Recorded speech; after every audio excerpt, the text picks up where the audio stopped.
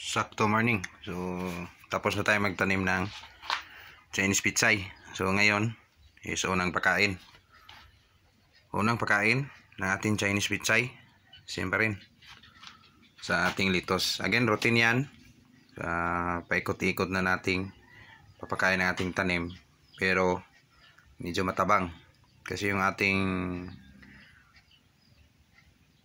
tawag nito, Chinese pitsay, is unlike ni litos.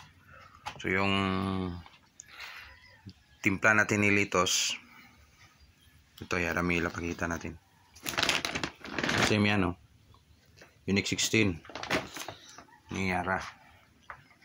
Again guys, yung nagagandahan ko ni Yara is hindi gawang Pinoy, gawa ng ibang lugar o medyo branded na bansa.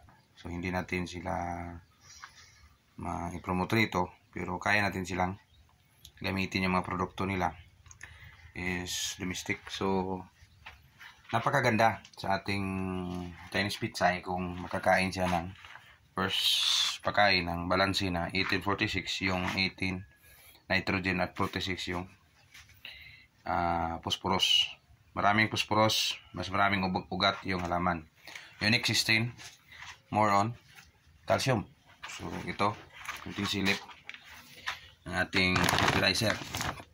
So yan, ammonium nitrogen yung content niya, yan, kita nyo, ammonium nitrogen.